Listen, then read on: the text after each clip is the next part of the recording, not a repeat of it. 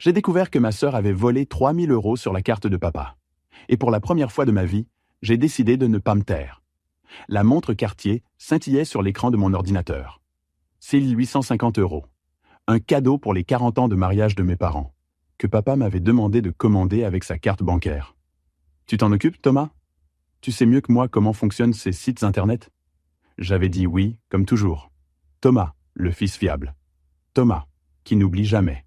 Thomas, qui règle les problèmes sans faire d'histoire. Il était 22 heures quand j'ai finalement ouvert le site de la bijouterie. Une journée de travail intense au cabinet comptable, puis les courses, puis le dîner que j'avais préparé pour maman qui se remettait de sa grippe.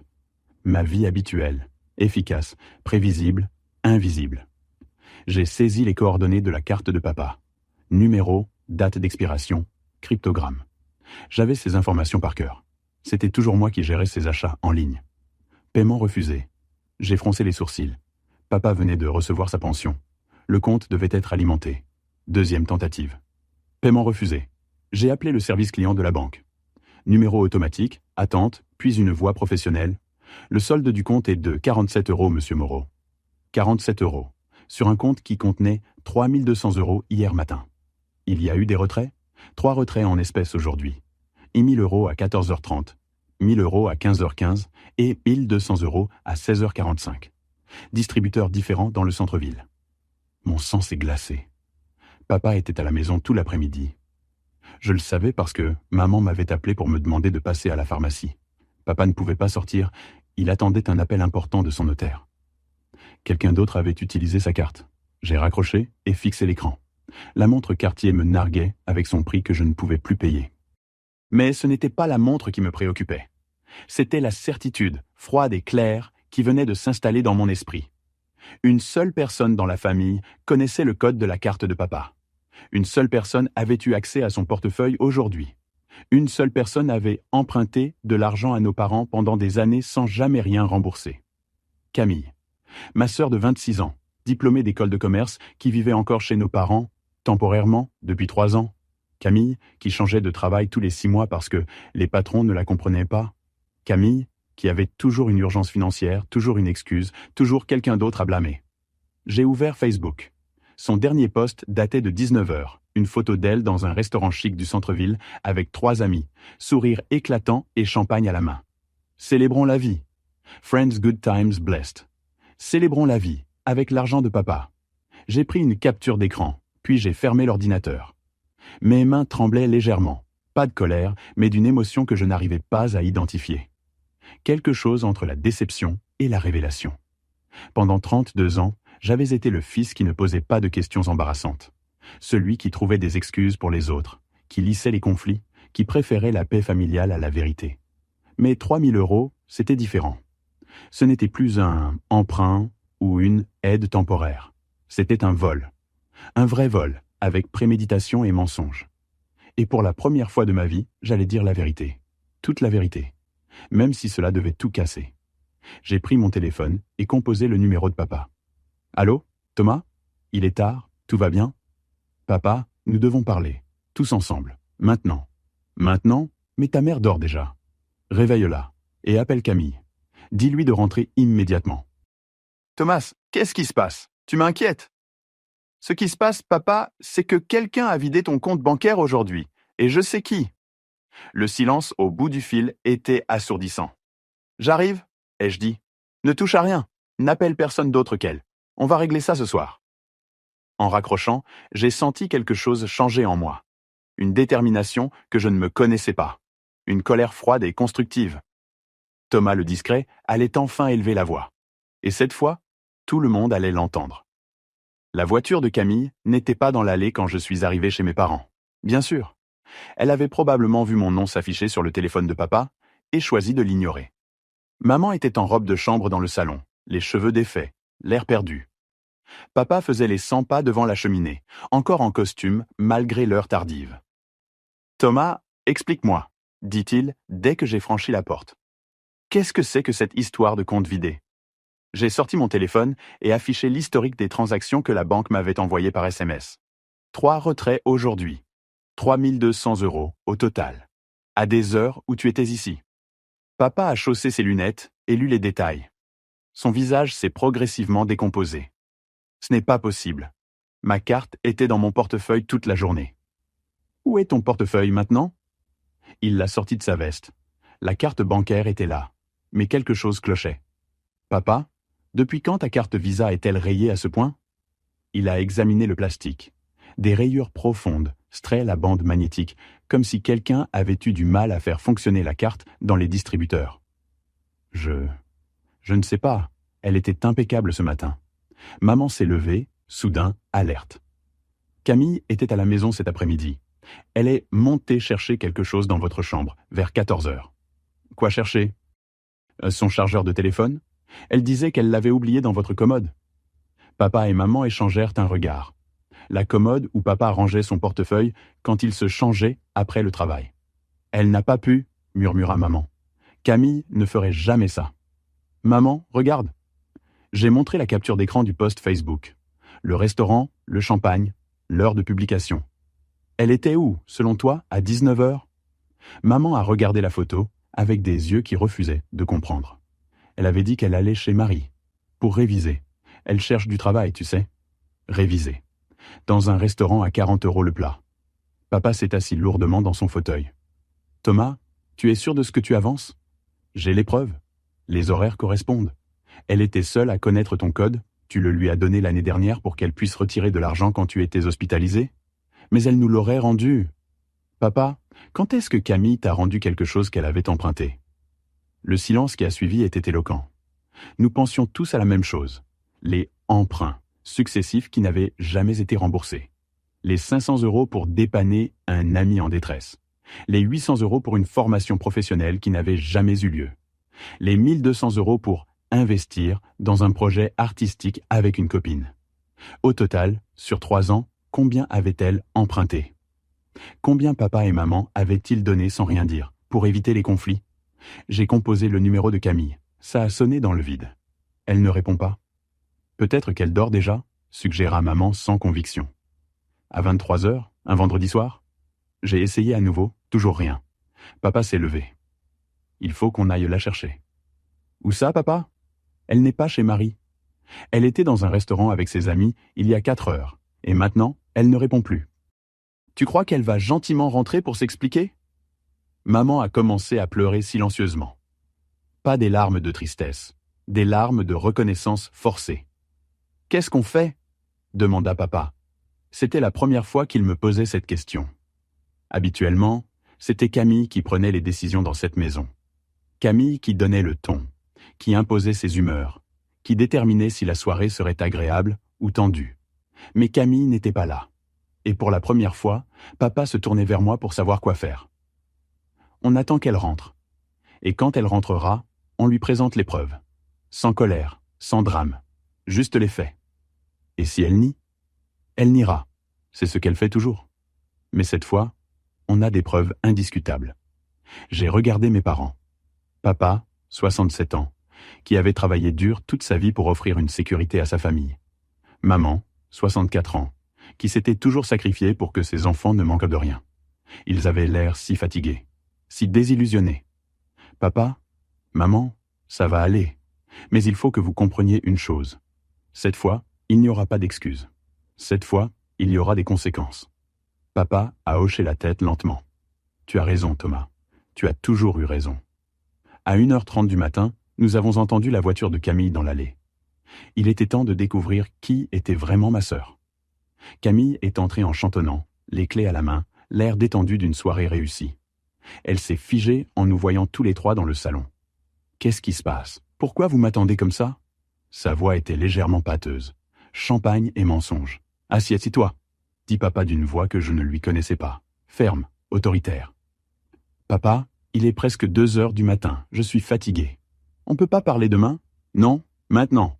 Assieds-toi. » Elle s'est laissée tomber dans le canapé, exagérant sa lassitude. « Bon, qu'est-ce que j'ai encore fait? Thomas a encore trouvé quelque chose à redire? » Toujours pareil. Thomas le rabat-joie. Thomas qui cherche les problèmes. J'ai posé mon téléphone sur la table basse, écran face à elle. L'historique bancaire était affiché. 3200 € retirés sur le compte de papa aujourd'hui, en 3 fois. Pendant que tu étais soi-disant chez Marie pour réviser, elle a regardé l'écran sans broncher.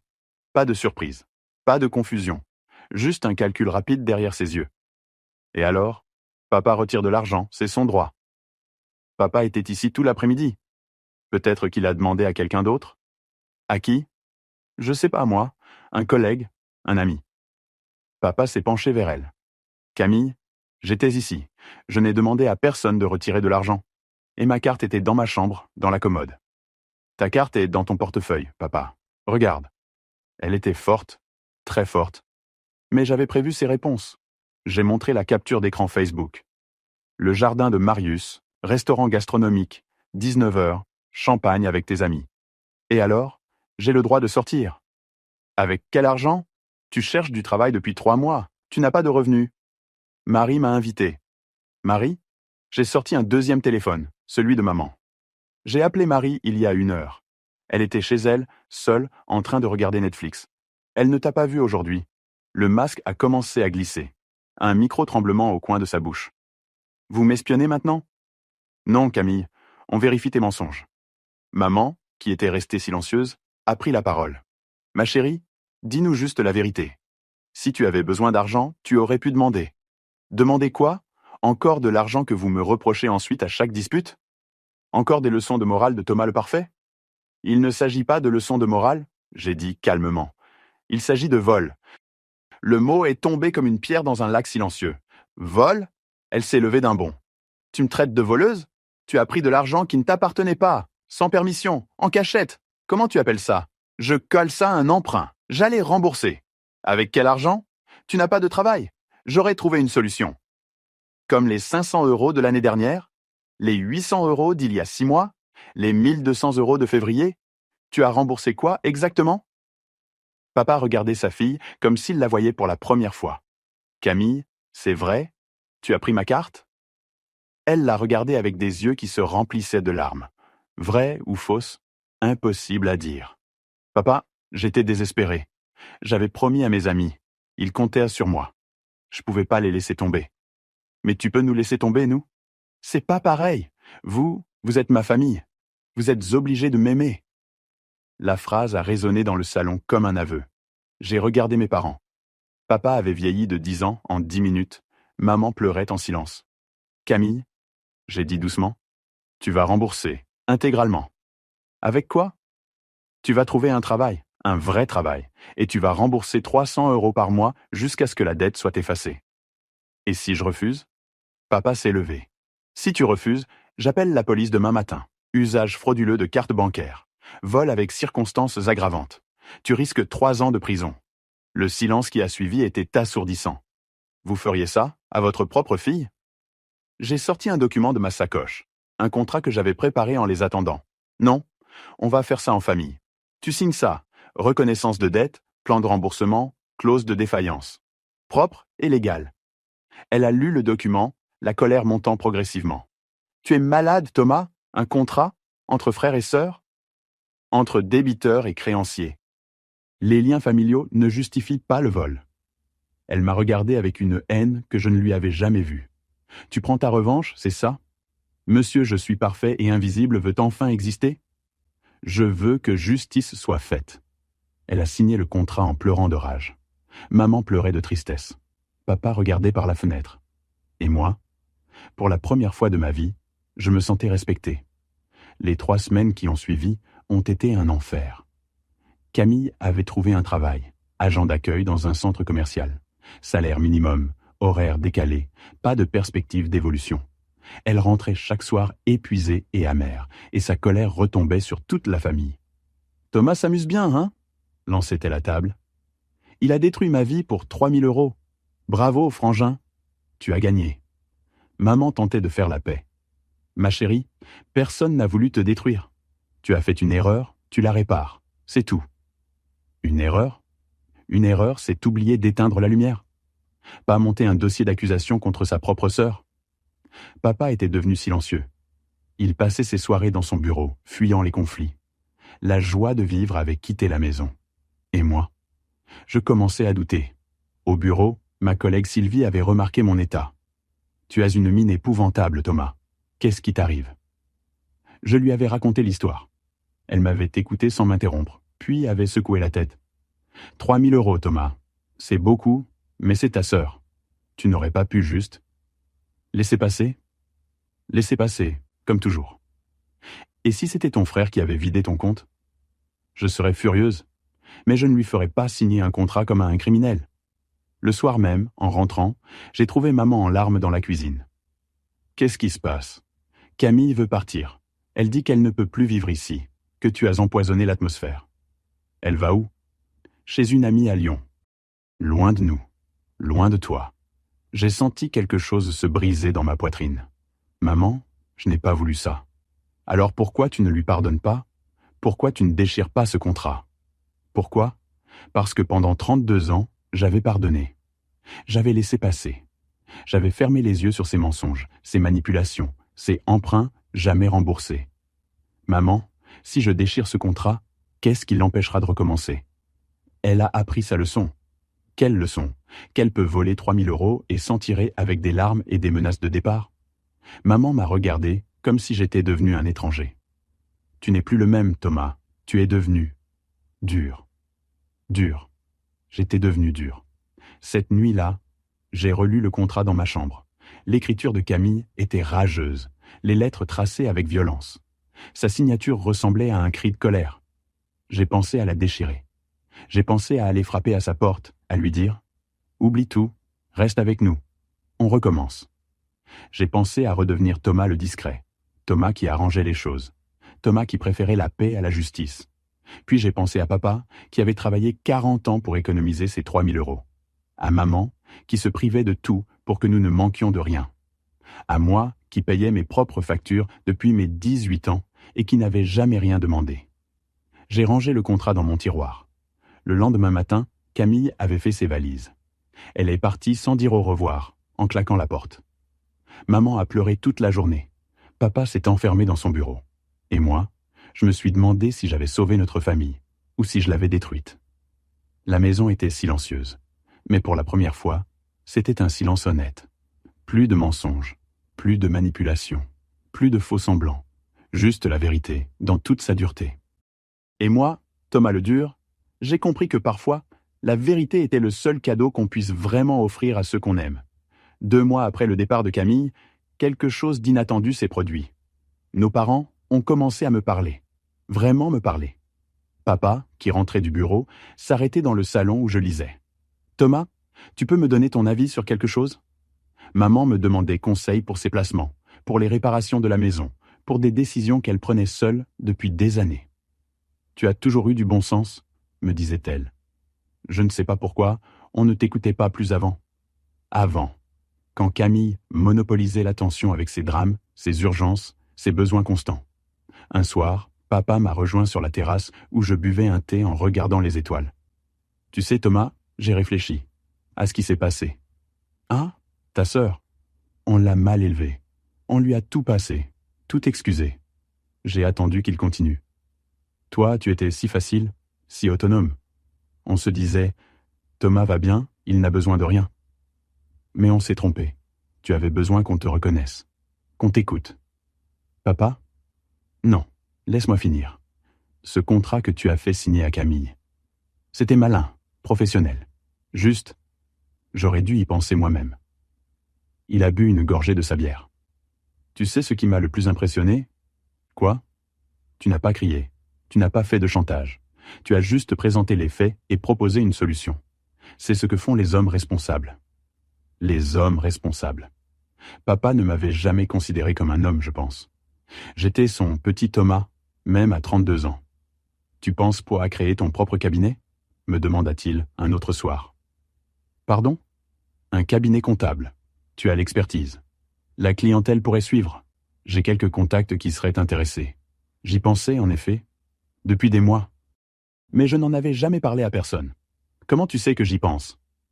Thomas, tu es mon fils. Je te vois regarder les offres immobilières pour des bureaux. Je te vois calculer des budgets prévisionnels le soir. Tu crois que je ne remarque rien? Ils remarquaient. Ils remarquaient tous les deux. Maman avait commencé à me montrer les photos de famille qu'elle archivait. Regarde, Thomas, à sa remise de diplôme. Tu étais si fier. Et là, quand tu as eu ta première promotion, tu ne disais rien, mais on voyait que tu étais heureux. Sur les photos, je souriais vraiment. Pas le sourire poli que j'affichais depuis des années. Un sourire authentique. Pourquoi tu ne nous parles jamais de tes projets ? Demanda maman. Parce que... Comment expliquer ? Parce que chaque fois que j'avais essayé, Camille avait une crise qui monopolisait l'attention ? Parce que mes succès discrets ne pouvaient pas rivaliser avec ses échecs spectaculaires ? Parce que j'ai pris l'habitude de me débrouiller seul ? Tu n'es pas seul, Thomas. Tu n'as jamais été seul. Mais si, j'avais été seul, pendant des années. Un matin, en ouvrant ma boîte mail, j'ai trouvé un message de Camille. Le premier depuis son départ. Thomas, je t'écris de Lyon. J'ai trouvé un travail dans un cabinet d'avocat. Assistante juridique. Pas terrible, mais correct. Je t'envoie 300 €. Premier remboursement. Comme prévu dans ton contrat. Je ne te pardonnerai peut-être jamais ce que tu m'as fait. Mais je commence à comprendre pourquoi tu l'as fait. Tu avais le droit d'être en colère. Tu avais le droit d'exiger des comptes. Je ne savais pas que tu existais autant. Camille. J'ai lu le message 3 fois. Puis j'ai vérifié mon compte. 300 € avaient été virés dans la nuit. Elle avait tenu parole. Pour la première fois depuis des mois, j'ai souri. Ce soir-là, j'ai appelé un agent immobilier. Je cherche des bureaux. Pour un cabinet comptable. Quelque chose de petit, mais professionnel. Vous créez votre entreprise ? Oui. Il est temps. En raccrochant, j'ai réalisé que je n'avais plus peur de mes propres ambitions. Thomas le discret était en train de devenir Thomas l'entrepreneur. Et ça me plaisait beaucoup. Le cabinet Thomas Moreau, expertise comptable, a ouvert ses portes en septembre, dans un petit immeuble moderne près du centre-ville. 2 bureaux, une salle d'attente, une secrétaire à mi-temps. Rien d'extravagant, mais propre et professionnel. Papa avait tenu parole. 3 de ses contacts étaient devenus mes premiers clients. Un restaurant, un garage automobile et une petite société de services informatiques. « Ton fils sait de quoi il parle », avait dit M. Dubois, le garagiste, à papa. Il m'a fait économiser 2000 € d'impôts l'année dernière. Maman avait encadré mon diplôme d'expert comptable et l'avait accroché dans l'entrée de la maison, à côté de la photo de famille. Pour que tout le monde voie comme on est fier de toi. Fier de moi. Les mots que j'avais attendus pendant des décennies. Camille continuait ses virements mensuels. Chaque mois, 300 € et un petit mot. Parfois amical, parfois distant, mais toujours respectueux. « Ton business marche bien ?» avait-elle écrit en novembre. « Maman m'a dit que tu avais déjà 5 clients. Impressionnant. » En décembre. « Je pense revenir pour Noël. Si tu es d'accord, je ne veux pas créer de tension. » J'avais répondu « Tu es la bienvenue. C'est ta maison aussi. » Elle était revenue le 23 décembre. Plus mince, plus posée, habillée simplement. Elle avait embrassé papa et maman, puis s'était tournée vers moi. « Salut, frangin. »« Salut, Camille. » Nous nous étions serrés la main. Pas une accolade fraternelle, mais une poignée de main d'adultes qui se respectent. Au dîner de Noël, elle m'avait posé des questions sur mon cabinet. Vraies questions, pas de politesse forcée. « Tu as combien de clients maintenant ? » 8, et 3 prospects pour janvier. C'est bien ça. Tu te débrouilles comment pour la prospection ? Je lui ai expliqué ma stratégie. Bouche à oreille, présence sur LinkedIn, partenariat avec des avocats et des banquiers. Malin. Tu as pensé à te spécialiser dans un secteur ? Les PME familiales ?